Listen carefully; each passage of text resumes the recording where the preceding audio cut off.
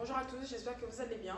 Aujourd'hui, nous sommes le 8 janvier et nous nous retrouvons pour une nouvelle leçon des cieux ouverts intitulée Grandir en sagesse.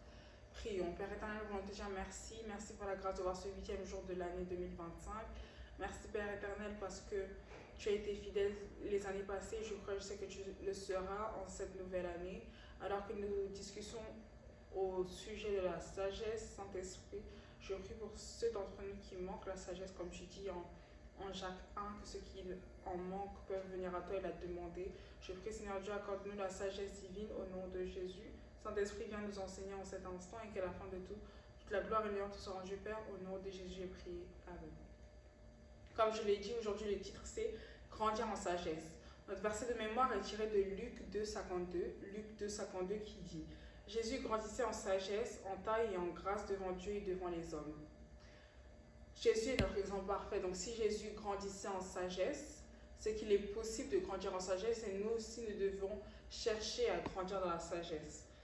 Et comment faire cela, c'est ce que nous allons voir dans la leçon d'aujourd'hui.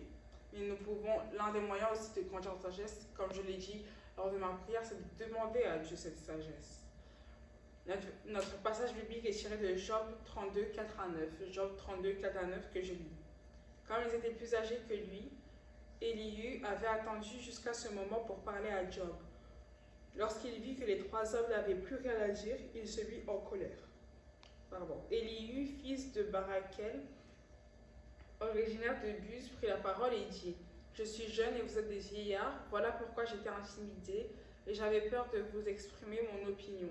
Je me disais, l'expérience parlera, le grand nombre d'années fera connaître la sagesse. » Le grand nombre d'années fera connaître la sagesse. Donc ici on apprend, je n'ai pas fini de lire le passage, mais jusque-là on apprend que avec un certain nombre d'années vient également une certaine sagesse.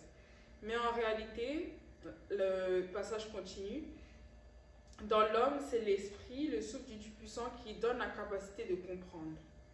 Donc certes, avec un certain nombre d'années, avec un certain nombre d'expériences, la sagesse vient, mais aussi grâce à l'esprit. Nous pouvons être plus sages en ayant seulement 25 ans qu'un homme qui a eu par exemple 50 ans. Donc, grâce à l'esprit, le souffle du Tout-Puissant qui donne la capacité de comprendre, comme nous dit l'auteur ici. Ce n'est pas le grand nombre d'années qui procure la sagesse, ce n'est pas la vieillesse qui permet de discerner ce qui est juste. Mais encore une fois, c'est l'Esprit de Dieu. C'est pourquoi je vous invite à vous tourner vers lui si vous avez besoin davantage de sagesse. Allons maintenant au message. Notre Père dans le Seigneur nous dit, plus vous avez passé de temps sur la terre, plus vous êtes sage. C'est pourquoi on ne demande pas en anglais « How young are you ?» on dit « How old are you ?» En réalité, les personnes qui posent une telle question, ils demandent combien de sagesse tu as acquis au cours des années que tu as passées sur terre. Comme nous pouvons voir également en Job 12, 12 qui dit « De même, c'est aux personnes âgées qui attribuent la sagesse. Une longue vie est synonyme de discernement. » Donc, alors qu'on ajoute des années à notre vie, on grandit en discernement. Dans la région de notre Père dans le Seigneur, qui est la région des Yoruba, lorsque les gens ne font pas leur âge, on les appelle Agba Iya, ce qui signifie vieux pour rien. Lorsque les gens ne sont pas sérieux dans leur vie, même s'ils avancent en âge, on les appelle également de cette façon. Et c'est notre prière qu'on ne puisse pas être appelé de telle façon, qu'on ne puisse pas être dit de nous que nous sommes vieux pour rien dans le nom de Jésus. Proverbe 22,15 dit que la folie est attachée au cœur de l'enfant, le bâton de la discipline l'éloignera de lui. Donc, par conséquent, tout le monde commence par ne pas être sage, pour éviter de mentionner le mot stupide. Tout le monde, lorsque l'on est, on n'est pas les plus sages. Et c'est un fait intéressant de la vie que l'on peut observer. L'enfant d'un serviteur et celui d'un président commencent tous les deux au même niveau.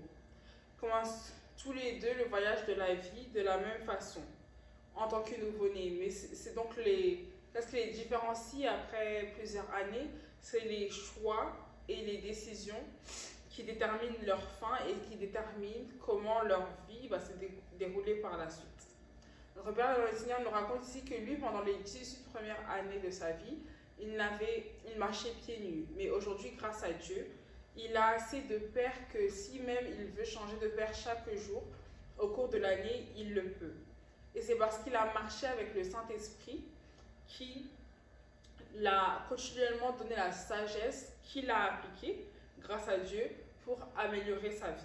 Donc Dieu peut nous donner la sagesse que nous pouvons utiliser, non pas seulement dans les affaires spirituelles, donc pour prêcher, pour parler de quelqu'un, parler de Jésus à quelqu'un ou autre, mais également dans notre vie de tous les jours pour améliorer notre propre vie. Dieu peut nous donner cette sagesse-là. Quel que soit notre âge, nous pouvons marcher dans la sagesse si nous nous soumettons aux instructions du Saint-Esprit. Parce que comme j'ai commencé la leçon d'aujourd'hui, c'est grâce au Saint-Esprit qu'on peut avoir la sagesse. Il est la source de toute connaissance et de toute sagesse, comme nous pouvons voir en Colossiens 2, 1 à 3. Colossiens 2, 1 à 3 que je vais lire. Je veux en effet que vous sachiez à quel point il est grand le combat que je soutiens pour vous, pour ceux qui sont à Laodicée, pour tous ceux qui n'ont jamais vu mon visage. Je combats ainsi afin que, unis dans l'amour, ils soient encouragés dans leur cœur et qu'ils soient enrichis d'une pleine intelligence pour connaître le mystère de Dieu, aussi bien du Père que de Christ. Verset 3. C'est en lui que sont cachés tous les trésors de la sagesse et de la connaissance. C'est en Christ que sont cachés tous les trésors de la sagesse et de la connaissance. C'est pourquoi lorsque nous désirons la sagesse, c'est seulement vers lui que nous pouvons nous tourner. Notre Père le Seigneur ici nous raconte une autre histoire où il dit que lorsqu'il était plus jeune, son frère aîné était grand et fort. Et un jour, il avait fait quelque chose qui a poussé leur père à le réprimander. Et lorsqu'il a vu Et la conséquence de cela, c'est que son frère, qui était fort, grand et fort, a pleuré suite à cette réprimande. Et donc lui s'est dit qu'il ne va jamais faire quelque chose qui va pousser leur père à le réprimander. Si nous sommes sages, pareil, nous devons aussi éviter de faire des actions aux conséquences sûres. Si nous connaissons les conséquences d'une action et que nous la faisons quand même, nous sommes ce qu'on a dit plus tôt en Arba'ia. Connaître un péché et refuser de se repentir conduit à la séparation éternelle d'avec Dieu, comme la Bible nous le répète plusieurs fois. Donc nous devons éviter ces actions dans la Bible où nous voyons que les conséquences ont été dramatiques. En effet, la Bible est là pour nous enseigner, pour nous guider. Donc apprenons des erreurs des disciples, de ceux qui vivaient au temps de Jésus.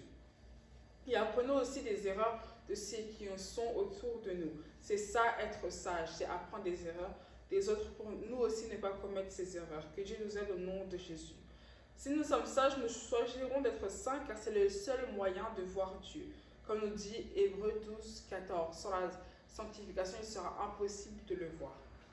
Donc bien aimés, si vous n'avez pas été sage dans vos décisions jusqu'à présent, aujourd'hui, c'est un bon début.